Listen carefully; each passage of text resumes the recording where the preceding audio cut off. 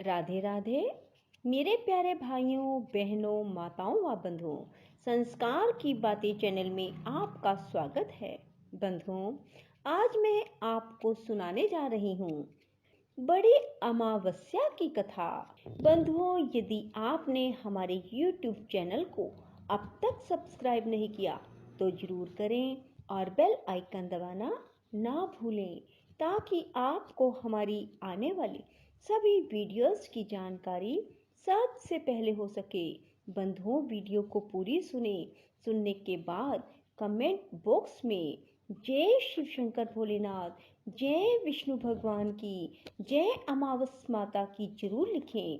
बोलो अमावस्या माता की जय हो, शिव शंकर भोलेनाथ की जय हो, विष्णु भगवान की जय हो। एक नगरी में एक राजा राज्य करता था। उसकी प्रजा एवं परिवार सभी खूब आनंद से जीवन बिता रहे थे। राजा की रानी बहुत ही धार्मिक विचारों की थी और वह प्रजा से भी बहुत प्रेम करने वाली थी। दोस्तों, राजा के महल के सामने एक साहूकार की हवेली थी। राजा की रानी और सेठ की पत्नी में बहुत गहरी मित्रता थी। रानी सारी प्रजा से बहुत प्रेम करती थी। एक दिन साहूकार की हवेली से साहूकार की पत्नी के रोने की आवाज आने लगी। साहूकार की पत्नी बहुत जोर से विलाप कर रही थी। रोने की आवाज जब रानी ने सुनी तो उसने अपने पति से पूछा कि ये रोने की आवाजें कहाँ से आ रही हैं और जो भी है वो क्यों रो रहा है। तब राजा ने कहा, सेठ का पुत्र मर गया है। तो सेठ की पत्नी अर्थात लड़के की माँ बहुत दुखी है और वह जोर जोर से विलाप कर रही है। तब रानी ने कहा कि दुख क्या होता है। उसने राजा से कहा, महाराज वह क्यों रो रही है। राजा को समझ नहीं आ रहा था कि रानी को किस प्रकार समझाऊं कि दुख क्या होता है। रानी फिर से बोली। जब राजा ने रानी से कहा, जब तुम्हारा बेटा मरेगा तो तुम्हें मालूम हो जाएगा कि दुख क्या होता है। तुम अपने बेटे को मार दो तो पता लग जाएगा कि दुख क्या होता है। तब रानी ने क्या किया कि अपने बेटे को महल से नीचे गिरा दिया। भगवान की कृपा से बेटा किसी ढेर पर गिर गया और उसको खरोंच भी नहीं आई। तब रानी अपने कुंवर को देखने नीचे आ रही थी कि उसने देखा कि उसका बेटा सामने से आ रहा है। यह देख राजा भी दंग रह गया कि इतने ऊपर से गिरने के बाद भी उसके बेटे को खरोंच तक नहीं आई। रानी ने फिर राजा से पूछा, महाराज दुख क्या होता है, बताइए ना, दुख क्या होता है।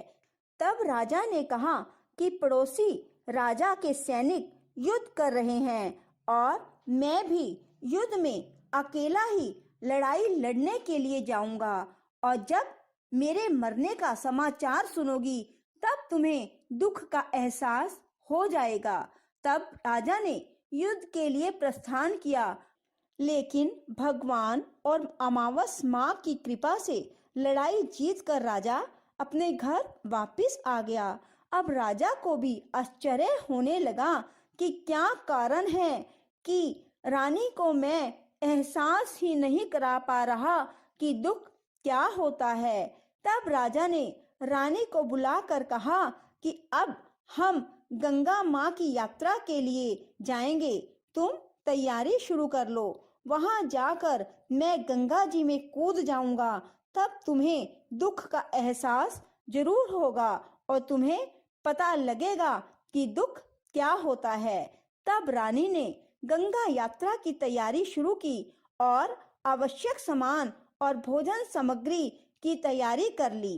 तब उन्होंने यात्रा के लिए प्रस्थान। कैलाशपति से कहा कि सती, आज मैं कलयुग में तुम्हें सुखी आत्मा के दर्शन कराऊंगा। शिव जी ने बकरे का और पार्वती ने बकरी का रूप धारण किया और वे दोनों एक बावड़ी के पास घास चरने लगे।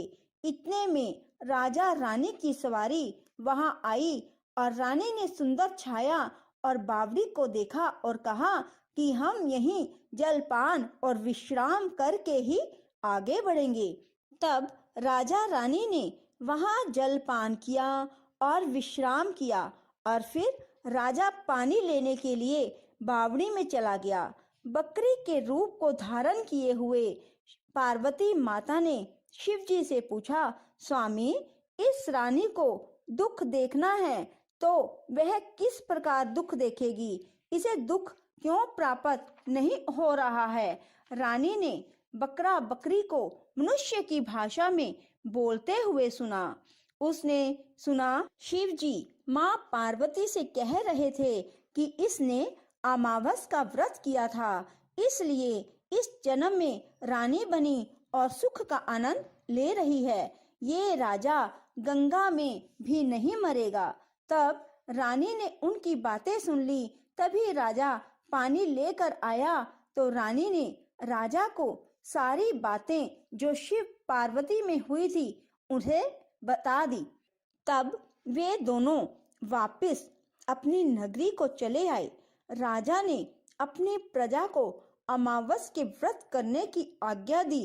राजा ने कहा कि जो भी अमावस का व्रत करेगा उसे कभी भी कोई दुख उठाना नहीं पड़ेगा, इसलिए सभी मनुष्य को हर अमावस का व्रत जरूर करना चाहिए। राजा खुद भी अमावस की पूजा करता और कथा करता। दोस्तों, ये व्रत जिस दिन शुक्रवार हो और अमावस हो उस दिन शुरू करें। शुक्रवार की अमावस को शुरू करके 21 अमावस तक व्रत करें। पहले 5 अमावस्या को गेहूं और लाल कपड़ा दान करें। दोस्तों, गेहूं और लाल कपड़ा आप अपनी श्रद्धा अनुसार दान करें और फिर अगली 5 अमावस्या को मूंग दान करें और उसके बाद अगली 5 अमावस को चने का दान करें और फिर अगली 5 अमावस्या को मक्के का दान करें और जो 21वीं अमावस का व्रत हो उस दिन चावल का दान करें। दोस्तों, दान में जैसा रंग अन्न का होगा उसी रंग का कपड़ा भी दक्षिणा सहित दान करें। व्रत के दिन हरा चारा गाय को जरूर खिलाएं और ब्राह्मण को भोजन और दक्षिणा देकर आशीर्वाद लें। दोस्तों, जो मनुष्य श्रद्धा पूर्वक अमावस का व्रत करेगा, अमावस माता की कहानी सुनेगा, उसे अमावस माता और भगवान शिव की कृपा से सदा के लिए सुख की प्राप्ति होगी। राधे राधे, जय श्री कृष्णा। यदि आपको हमारी वीडियो पसंद आए तो इसे लाइक करें और शेयर भी जरूर करें। धन्यवाद।